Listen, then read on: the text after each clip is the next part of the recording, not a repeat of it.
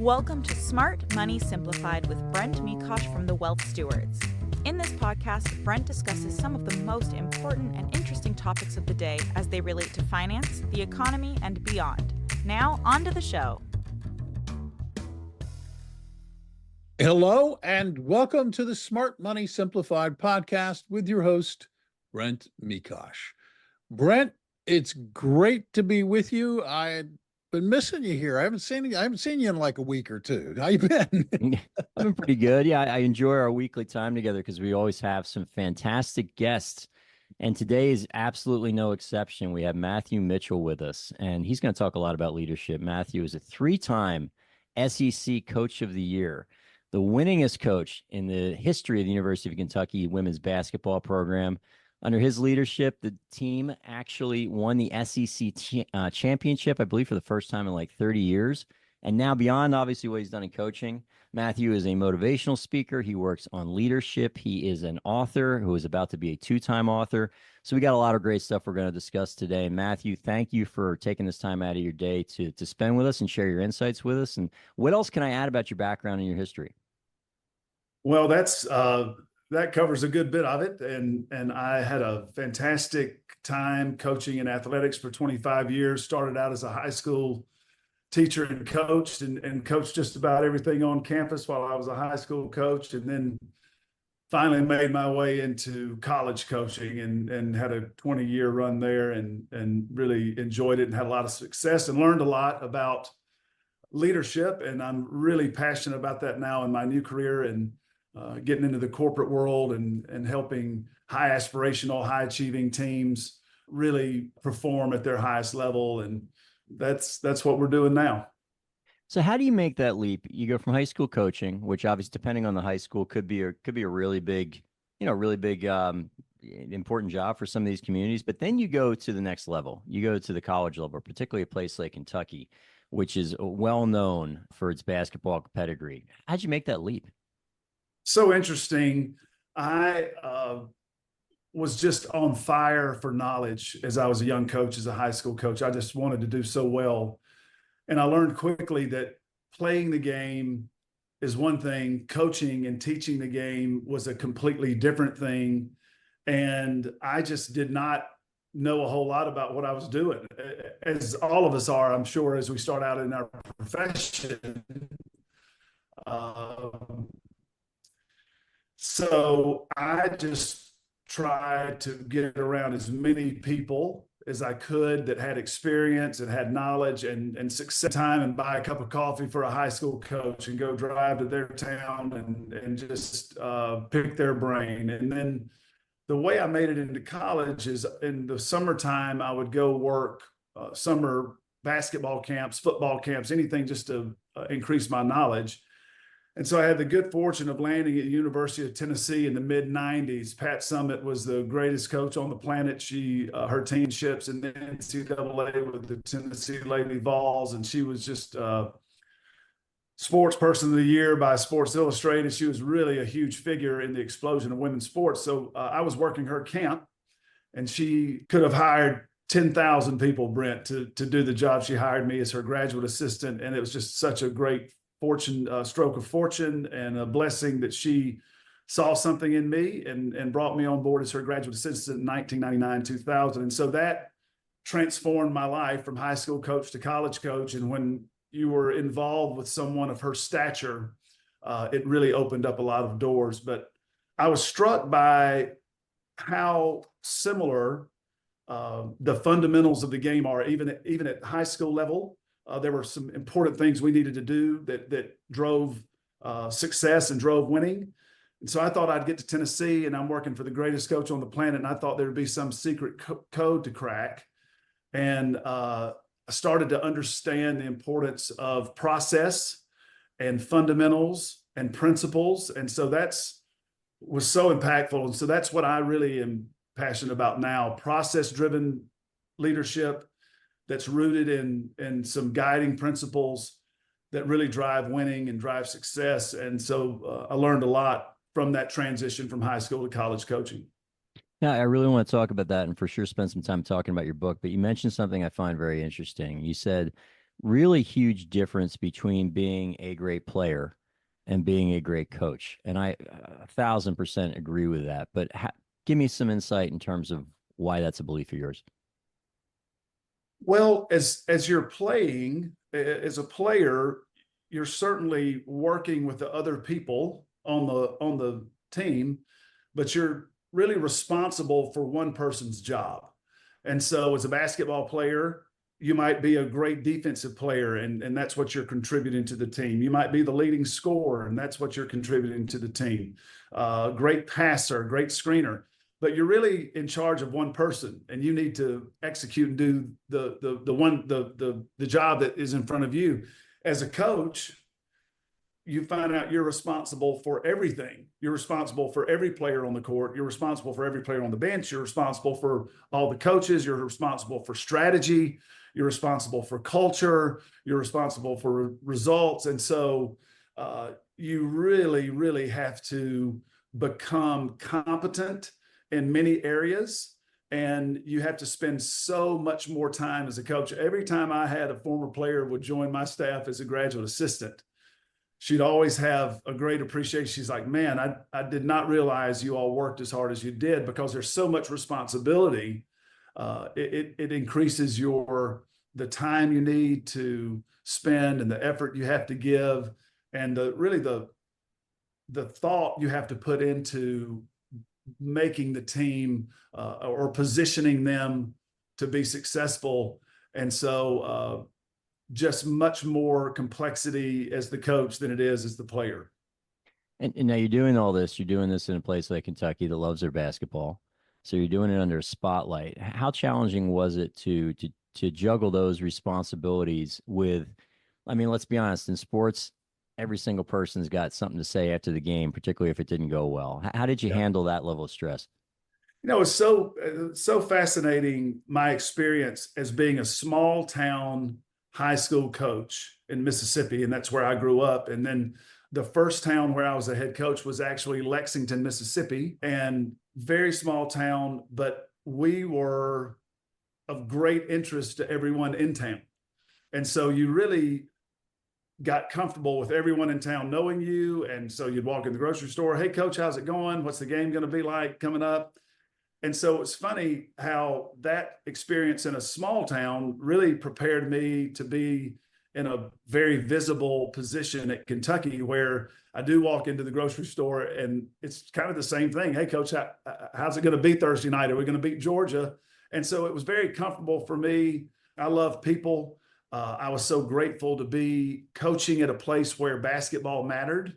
And so I really enjoyed that part of the job. College coaching is very different from high school coaching, though, because there's so many more responsibilities around marketing and fundraising and alumni relations and trying to get those things done. So it was being the coach at Kentucky was very unique, very dynamic, never the same day twice, a lot of different things coming at you. You needed to be a very good basketball coach and produce wins, but also you needed to be a good we shoot Ford commercials and sell bank accounts for the local bank, and you're on TV and you're on radio. And so there's a lot that's happening that has really nothing to do with basketball. So it was a dynamic job, very busy, but I really enjoyed it. And now you came in, obviously, you got the SEC championship, winningest coach in the history of Kentucky women's basketball. You had 3-time, I think, SEC coach of the year. What was the condition of the program when you came in? Were they competitive and you just took them to the next level, or was it a program that was struggling? Well, I arrived there in the spring of 2003 as an assistant coach. And so the top assistant at Tennessee, Mickey DeMoss, who was really instrumental in sort of putting my candidacy forward to coach Summit for that graduate assistant position. She was very instrumental in my career.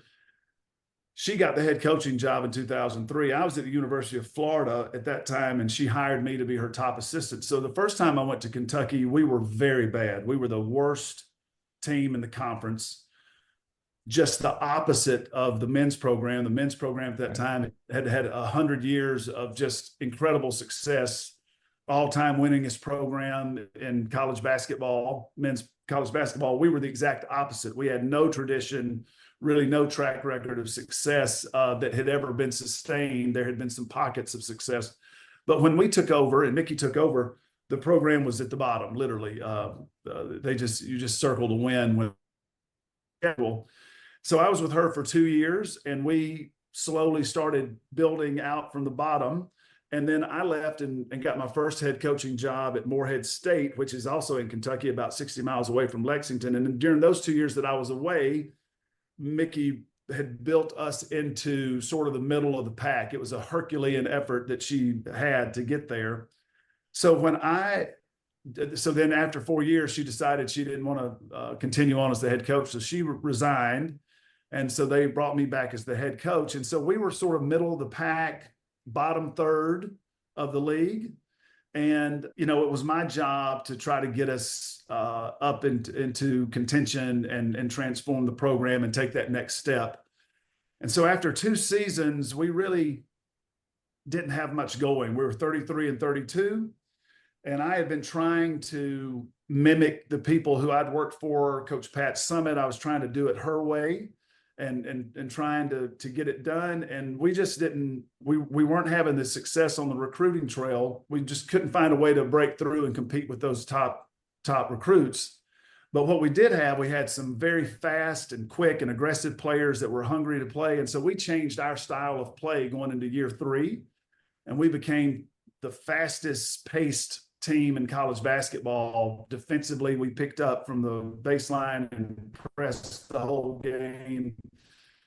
And we were running and gunning on offense. And we created this brand of basketball that really elevated us up into the upper echelon of college basketball. And so we had a 10-year run where we never were out of contention really over those 10 years in the SEC. We were able to elevate it into one of the top.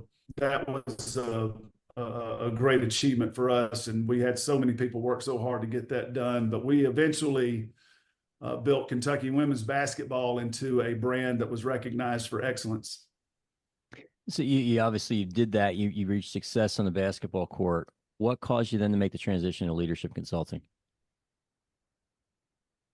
Well, we were coming out of the pandemic, and we went to, we finished the semester virtually in that spring, and we were all online. And I was at home for the first time in 20 years and sort of working in the house.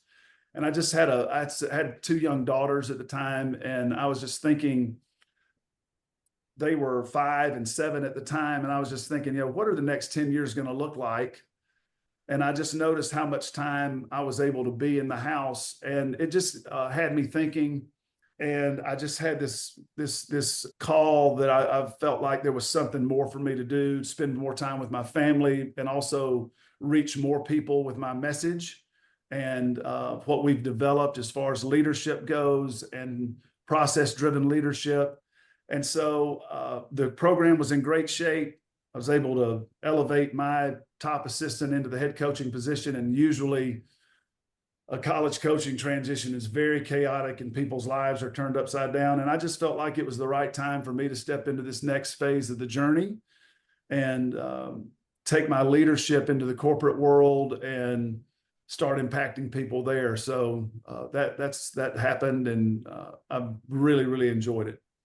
Was it during the COVID time where you decided to put pen to paper and write the book? Yep. So when I finally decided, it took me a while to really get to a final decision to step away from basketball. And so I took some time off trying to think about what I was going to do. And I'm just a coach at heart, and I felt like coaching in the corporate world was really calling me. And so I started to take everything, Brent, that I developed, all the content I developed over my 15 years as a head coach. I never wanted a kid sitting in the same meeting over and over and over. I always was trying to deliver the message in a fresh and relevant way. And so I had created so much leadership content. It took me a while to start getting that into a coherent message and digestible form for the corporate world. And that's when I said, I've got all this. I should write I should write a book. And so that's how I started writing The Winning Tools. The Winning Tools, that's the leadership program and platform that we have. And so my first book was the title, Winning Tools. And it was a successful first book, and really enjoyed writing that. And you distilled this down into what you viewed, I guess, as three key principles. You had honesty, hard work, and discipline. How did you get to those three, and what do you think each of those means if you're coming into a situation where you've got to either do team building or leadership training?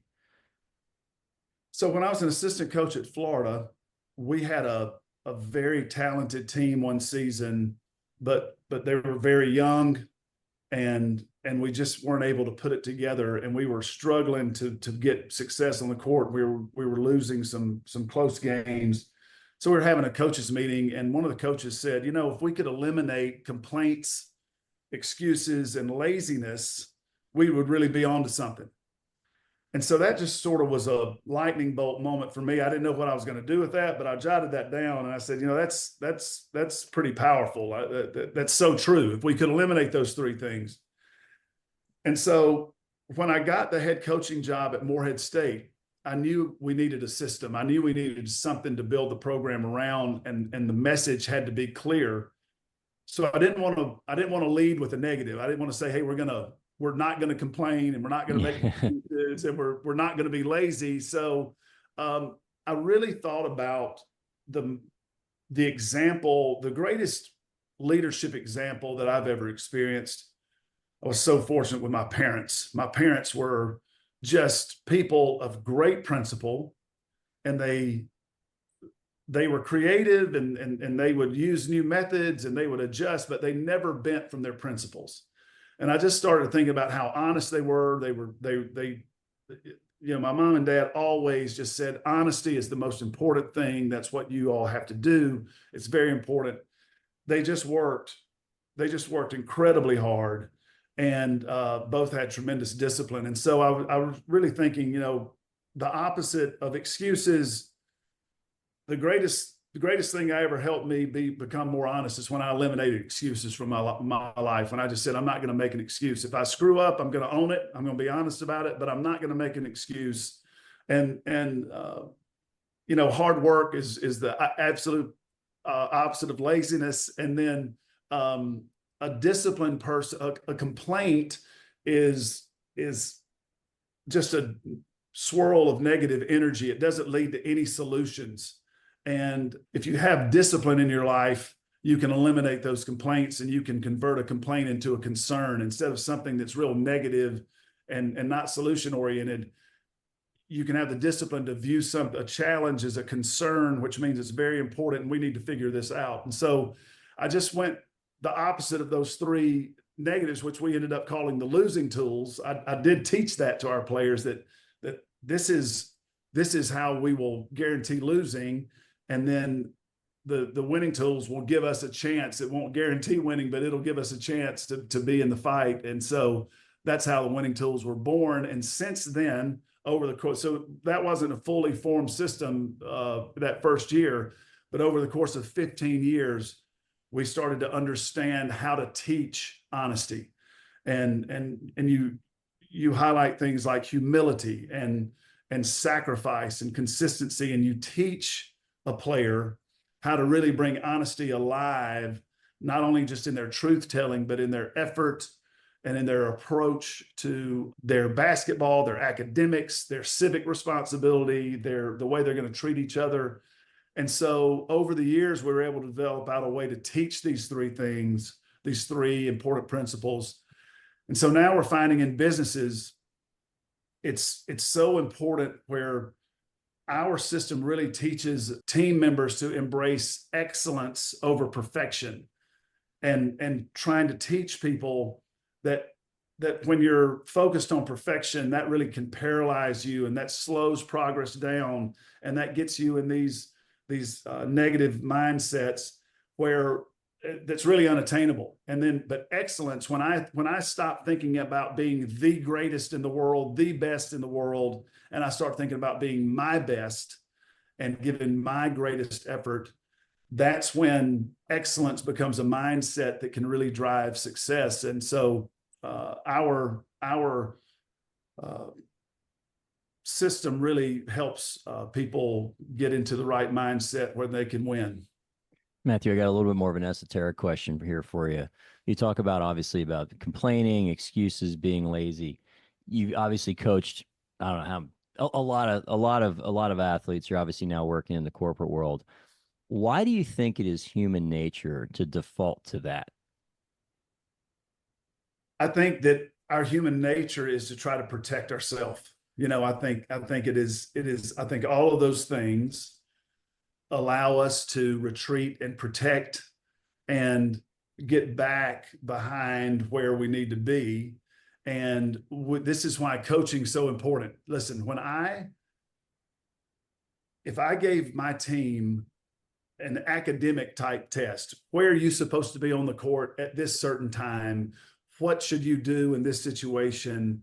How fast are you supposed to get to the baseline and back to the other? They could always fill it out academically. They could always write the correct answer, most of the time. We know what we should do, but it is human nature to default to the path of least resistance. And that's just how we're made and how we're designed at so many times. And so that's where I really, and I can think about living life in an unprincipled way, which I did when I was younger. And now stepping into the last 15, 20 years of really focused every day of living a principled life. And those are the things that help us make those hard choices. When we want to give up and we want to descend into laziness, it's having that guiding principle of, I'm going to give great effort here. I'm going to give the effort, no matter whether I want to do it or not. I start to identify what I need to do.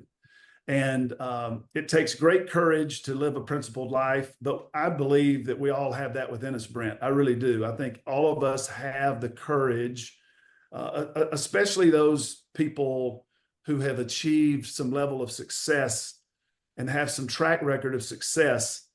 You would not be where you are now if you didn't have the ability to step forward and do the tough stuff and do the hard stuff. But it's a funny thing. It seems like the higher we rise sometimes, we still can get to these tough spots where we want to retreat. And I think the winning tools, honesty, hard work, and discipline help me step into the things that are really truly going to move us forward. And so often that's the hard stuff. That's the tough decisions. That's the road less traveled, the one that the path that we have to take that's winding and uphill instead of smooth and straight and kind of going downhill. So I just think that's the way we're sort of built, human nature. And it's why it's so important to adopt some principles and know what's driving you toward making the right decisions.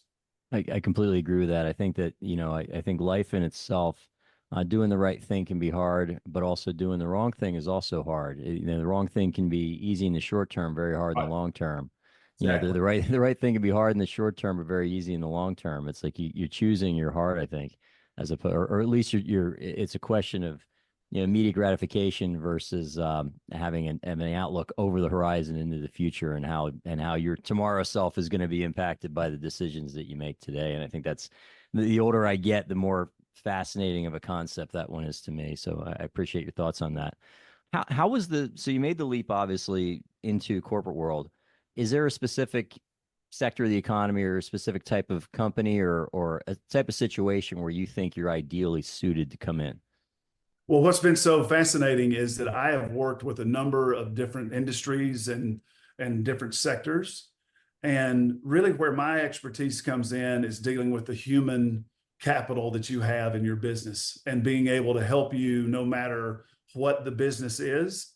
If performance is important and people getting in the correct role and performing their role for the betterment of the business, just like a team, and just like in a basketball team, there's only one leading scorer. There's only one leading rebounder. I coached 3 All-Americans, 3 SEC Players of the Year, #1 draft choice in the WNBA, and those great players. So finding a way to get your team moving together, embracing your role and doing it to the best of your ability, that's going to drive performance. And so many of the businesses that I go into have the similar challenges, is having people understand their role, having people understand how important they are to the business. And then also the leadership, teaching them how important it is to communicate with honesty with their people. So the message, everyone's clear on where we're going, and clarity in your goal is so important. And so I've found that I've worked with a variety of different industries, but I think where we really thrive is when performance depends on the productivity of the team coming together and making that happen. And so that's been a lot of fun, and it's so interesting to see those parallels of an athletic team and what we had to do. What we were just talking about, I would tell the players, and I tell businesses this now: mark this down in the category of life is unfair. You just don't get any credit for past performance. It's always out there in front of us. We have to do it again. We have to wake up and do it again. And it would be so nice if our track record could drive something. A great track record can help you attract people, and it can help you attract clients, and it can help you attract business, but it will not help you keep business. And so we have to keep this idea that success every day depends on the performance of the team. And that is where I feel like our process focused leadership is so beneficial for any type of business. So when you're coming in, is there I guess a consistency to the kind of dysfunctions that you see? Is it mostly from the management side? Is it lack of processes, operations? Is it, you'll hear some people say that they just have a hard time finding employees. What do you think? What's the main issue that these teams and corporations seem to be having? Well, the communication is, I think, the root of where success either begins or ends. And so this new book that I have coming out in November addresses one of the main topics that I think businesses struggle with, and that is where the subject of preparation. And we believe this with everything we have, that preparation will powerfully position you to win. It powerfully positions you to win. And so much of preparation powers communication. And so if the leadership is intentional and takes the time, and we really walk leaders through the process of being world class in preparation. And that's what I love about this book, because it really impacts the individual. In the first half of the book, we teach you how important it is for you to prepare to be your best. And then we take you through how to communicate that to your team and make sure everyone is lined up with a mindset of excellence really being its own reward. And if I can prepare my team that there's going to be a benefit, certainly financially for people, but there's going to be a benefit to you as an individual of just being a person of excellence. There is some intrinsic value there that will just make you more successful. And so preparation impacting communication is really where we're going to start, and really excited to share this book with the world. And I think it's going to be something that impacts businesses in a very positive way. We're already seeing great success with this workshop that we're doing with it now. And so I think that's one area where you can really begin to refine your message and your vision, and taking that time to be a person of world-class preparation helps that. Do you find some pushback with people? And because if you're going to take that look into how to prepare, you're also going to be taking a deep look into yourself and recognizing what your strengths and weaknesses are, which we all have both.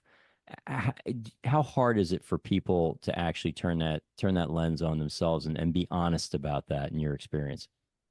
It's difficult. It's a challenge. And that's where I am there for that leader to help them, to let them know that information is a gift. and that we shouldn't view any type of negative feedback as something to be afraid of, because really what you're doing when you open yourself up for feedback,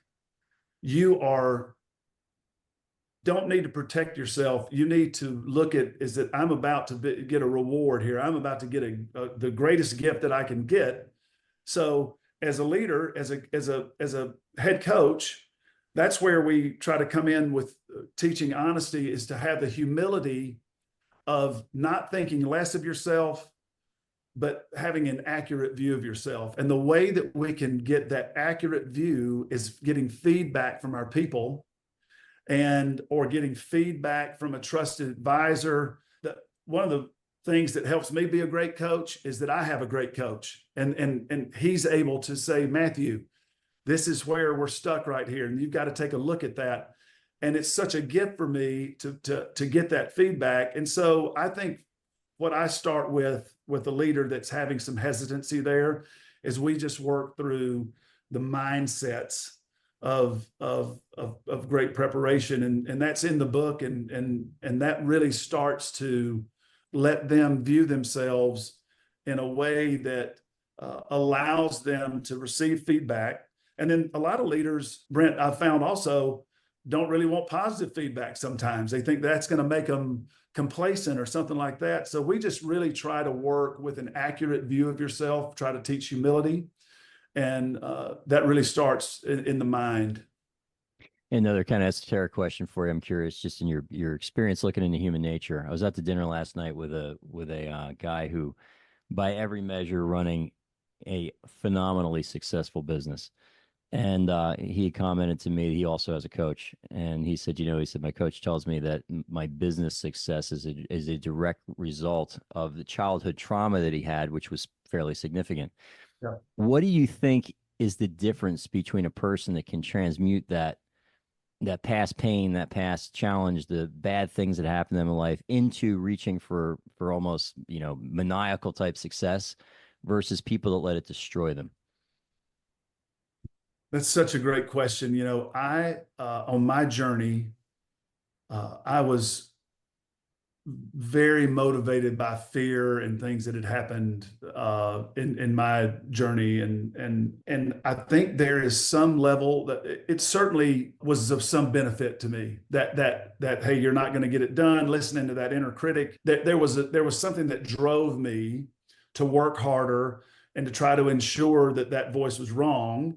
And so our effort helps us achieve success. So being driven by that negative voice, that certainly can drive us towards success. What my coach has helped me with is that there is a shelf life on that, and that once we reach this level of success and we want to continue to grow, is that it's really our mindset will help us sustain success. And there's no longer any need to listen to that voice once we have that track record. I just was coaching a leader through a difficult move. He had to switch geographical locations, and he's a person of routine, and he just loves routine, but it was a great opportunity. But he still just was identifying with all of the negative things that could possibly go wrong. And so after I listened, I said, let's go back over. And this was his fourth major move in his career. And so we went back to the other three moves, and none of the disaster happened. None of that happened. And so he was wasting energy on what could possibly go wrong instead of investing that into preparing himself for his next successful chapter. And so I think that maniacal drive definitely is beneficial for us to reach there. What I want to try to help leaders with is that there is a benefit in having a positive mindset and believing in sustained success, because you have this track record.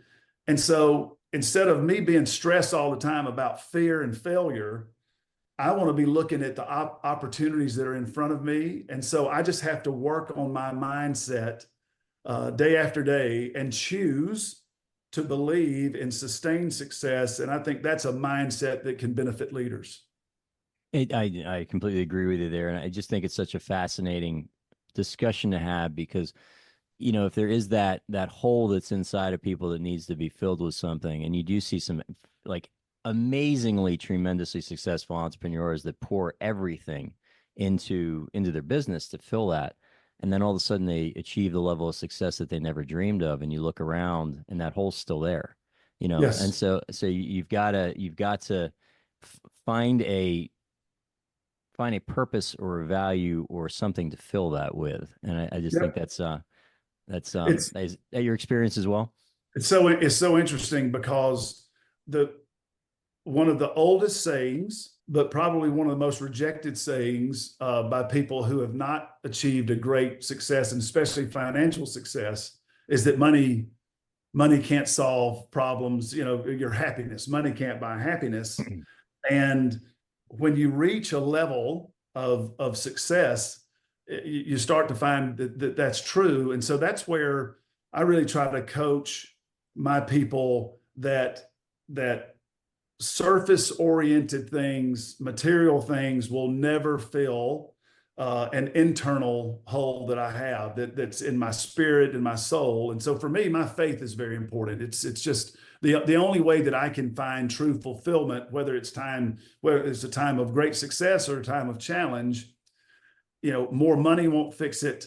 Worrying more during a time of challenge won't fix it. The only thing for me is feeding my spirit with my faith. And so people can do that in a variety of ways.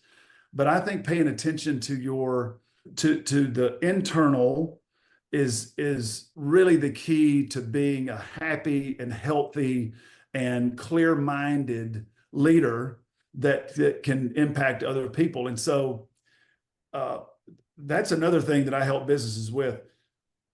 You might be driving, the bottom line might look terrific, and everybody behind the scenes is miserable, but they feel stuck because, hey, we got to have a job, we have to make money. And I just don't believe that's mutually exclusive. I just don't believe that you have to drive people to misery to make money. And so that's another thing that our platform and our system helps, is with you as a leader really understanding how important your emotions are and how important having a healthy emotions leads to a functioning team and this culture in your business. And if you think that the bottom line is the only way to measure that, then I think you're missing an opportunity to really impact people in a significant way. I 100% agree with that. So let's talk about your platform. Obviously, you've got the first book that you wrote, Winning Tools, 3 Leadership Principles that Build Purpose, Respect, and Success. You've got the next book coming out. What's the title of that book going to be? That is Ready to Win: How Successful Leaders Succeed Through Preparation. And so we say this in our workshops: everybody wants to win. If you poll the room and say, hey, who wants to be successful? Who wants to win? All the hands are going to go up. But are you ready to win? And that's what this book really talks about. And we take a deep dive into the art of preparation and how it can transform you and how it can powerfully position you to win and have your team ready to go. And we draw a lot from my experience as a coach.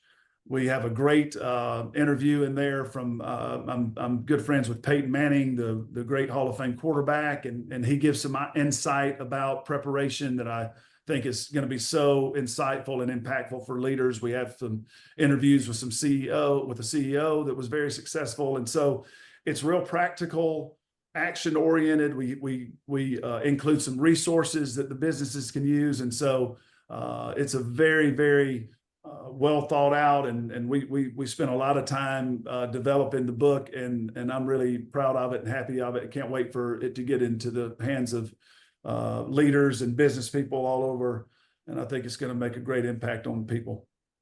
So you've also got your workshops. You're also doing coaching.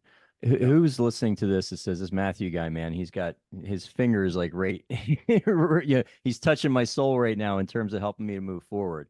Who should be reaching out to you for your expertise? So there's three ways that we can serve. So it's speaking, keynote speeches, workshops, where I can come in and spend half day, full day. We can do a 2-day workshop. We really can fulfill any type of need, from a keynote speech to any form of length of workshop. We have coaching. I coach CEOs, but also get in with executive teams and get inside the business and really build relationships. And that's where our year-long Winning Tools 365 coaching program is a great place for a business to engage us. And then the third thing is our books. Our books are Winning Tools is on all the platforms. And then Ready to Win, we have bulk packages. You can reach out to us at hello@thewinningtools.com, hello@thewinningtools.com, and contact our people, and they'll get back in contact. And we're doing some pre-order bulk book packages of 5, 25, and 50 books, so you can get into your business, and it's a great tangible resource to give your employees, and you can work through it.